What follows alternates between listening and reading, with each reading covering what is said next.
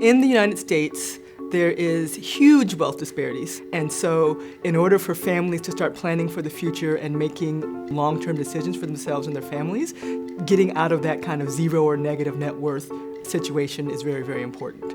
The University of Michigan has a rich and proud tradition of research on poverty and inequality. This year, we're going to take it to the next level. We're going to establish a center that will look not just at the causes and consequences of poverty, but what we can do about it. Families who are really trying to do everything right, following the prescriptions we've laid out for upward mobility, but making no headway at all, and in some cases ending up doing worse than they were. Myself and colleagues spend time thinking about how can you help these low-income families who don't have much income and don't have much wealth to build greater economic security. The center's work will have 3 areas of focus. First, expanding economic opportunity. The best ways to expand educational opportunity and improving health. My research is related to policy initiatives to try and make the financial system work better for people. The basic problem is that our financial system is not really set up to serve the needs of low and moderate income households in particular. Huge disparities based just on race. We're going to be looking for the most effective ways to expand access to education because we know it's critical for fighting poverty. When I started getting engaged in asset building with children, something called child development accounts. Over time, the money in the account builds. It also allows the parent and children to have a conversation around college and their future. So you create greater expectations. So we can take these principles from identity-based motivation and psychology to help them do well in school and the grade they're in, as well as save money for college in the future.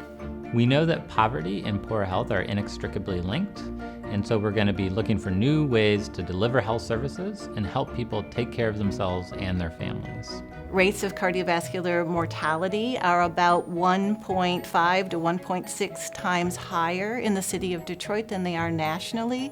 So we had an opportunity to look at some of the environmental conditions in the city of Detroit that might contribute to excess risk of cardiovascular disease. So I think we've had an impact in a number of arenas. The research outcomes themselves has contributed to our knowledge and understanding of the social and physical environmental determinants of health. Issues around access to food, access to safe places to be physically active, issues around poverty and the impact of poverty has on health status. All of that research has contributed to a larger body of science and knowledge, if you will. The breadth of the university provides unparalleled resources for researchers to work across disciplines, work across schools, and really find solutions to some of the toughest problems we face. The students I worked with were really committed to the project, not just conducting the research, but caring about some of the underlying issues and caring about the people.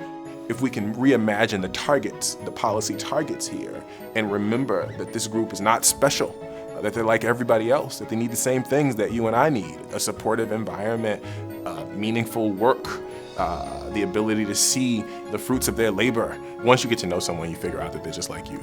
With this focus on economic opportunity, education, and health, the University of Michigan is committing itself to having an impact on poverty in the nation and in the world.